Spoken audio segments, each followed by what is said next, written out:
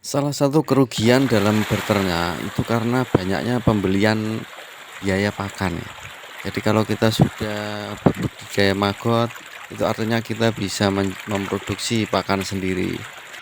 Dengan berbudidaya maggot, kita pastikan keuntungan dalam beternak dapat kita raih.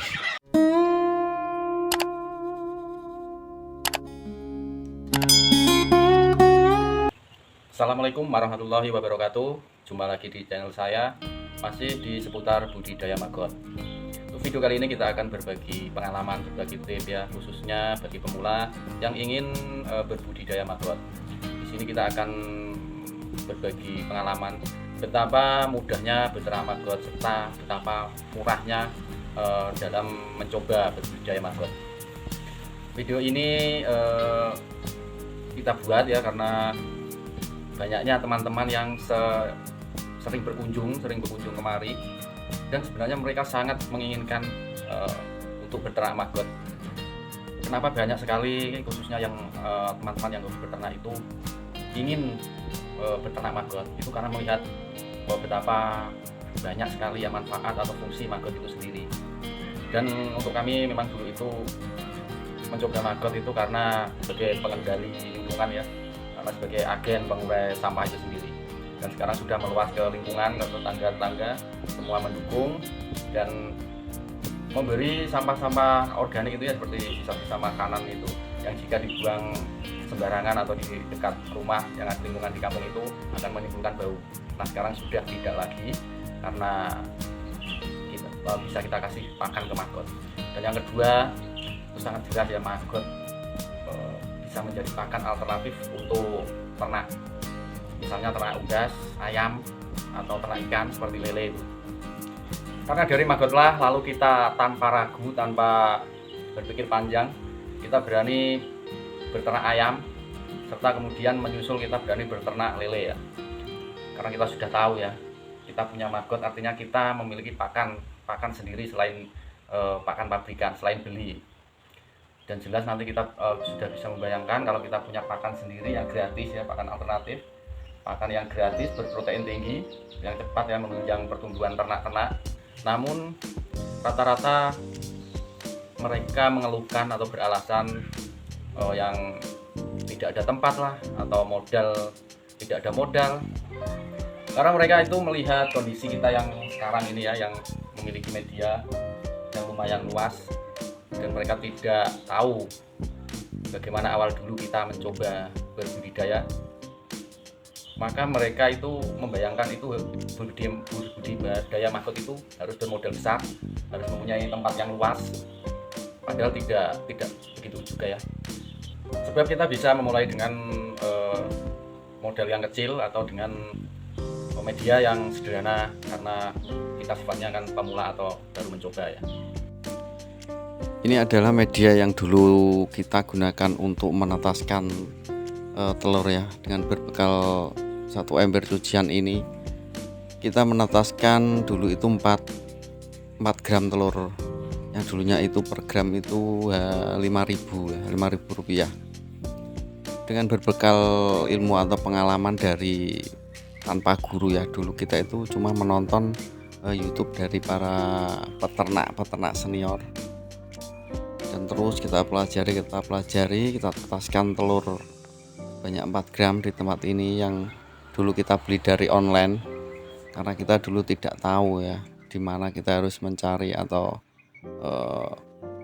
mendapati telur itu dari peternak langsung. Dan akhirnya ternyata kita bisa menetaskan dengan meniru ya dari salah satu konten dari para peternak senior. Dan di tempat inilah juga setelah menetas itu langsung ya kita besarkan di sini juga, karena kita masih penasaran dan ingin terus mencoba. Dan selanjutnya setelah berhasil, lalu kita ingin mengembangkan ya, dan kita buatlah ini satu nih. Inilah dulu yang kita buat satu tempat ini, rak yang bertingkat 2 ini, karena kita menyesuaikan tempat kita, dan sifatnya lagi-lagi kita baru mencoba, baru mempelajari. Setelah dirasa kita kok mampu sudah lumayan lah ya dapat membesarkan maggot ini, lalu bertambah dan kita berpikir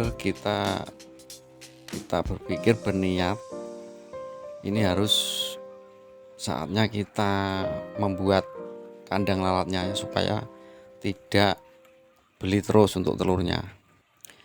Lalu kita buatlah kandang lalat ya, kandang lalat yang kecil ya, karena lagi-lagi kita mencoba, yang namanya mencoba itu kita mulai ya dari hal-hal yang kecil sambil kita pelajari terus.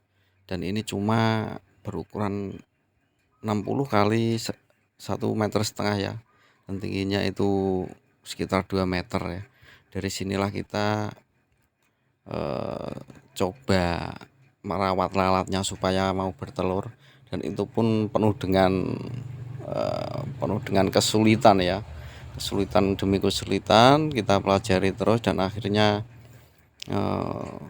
kita bisa untuk menghasilkan telur dari lalat-lalat ini, dan kita sudah tidak beli telur lagi. Sambil lalu kita menambah ternak-ternak kita ya, karena kita merasa sangat menguntungkan ya kalau kita punya maggot ini, dan sudah saatnya kita berani ya menambah ternak kita. Yang dulu pertama itu ini buat ayam ya, kemudian kita berani beternak lele ya setelah itunya, dan terus kita jalani, dan akhirnya karena harapan kita itu menjadi lebih besar, dan akhirnya kita pun besarkan tempat ini setelah cukup merasa bisa ya, lalu kita kembangkan lagi. Setelah itu kita buatlah kandang lalat ini yang berukuran lumayan besar ini, 2 kali 5 meter ya. Ini cukup besar dan cukup untuk memenuhi kebutuhan pakan untuk ternak-ternak kita. Dan nanti juga akan berharap lebih besar lagi, lebih banyak lagi ternak-ternak yang akan kita pelihara. Begitu harapannya. Begitu pula dengan media pembesarannya, kita juga sudah membuat yang baru ini, ruangan yang lebih luas, dan itu nanti rencananya akan kita berdirikan ya rak-rak yang bertingkat di atasnya, supaya tidak memakan lahan dan bisa ditempati maggot yang banyak, karena supaya kita dapat memenuhi atau mencukupi kebutuhan pakan ternak kita yang sudah kita bisa produksi sendiri ya. Jadi tidak selalu beli, karena untuk beternak itu yang paling berat itu atau yang bisa menimbulkan kerugian itu di pakan ya, di pembelian pakan.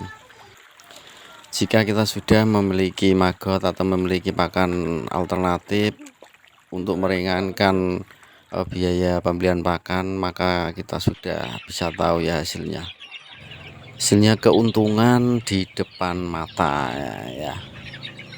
Dan bagi teman-teman yang ingin belajar, ingin mempelajari bagaimana cara budidaya maggot, mulai dari menetaskan sampai membesarkan maggot, bisa kunjungi channel ini. Di sini banyak ya video saya yang saya bagi pengalaman soal bagaimana berbudidaya maggot. Dan untuk itu jangan lupa pula untuk dukungannya ya ke channel ini, dan jangan pula ragu untuk mencoba. Kita bisa mulai dari hal-hal yang kecil, karena untuk menjadi besar itu tentu harus melalui masa kecil. Nah, untuk kawan-kawan, jangan ragu untuk mencoba, terus berusaha. Kita tingkatkan kreativitas berbudidaya. Sekian video dari saya. Wassalamualaikum warahmatullahi wabarakatuh.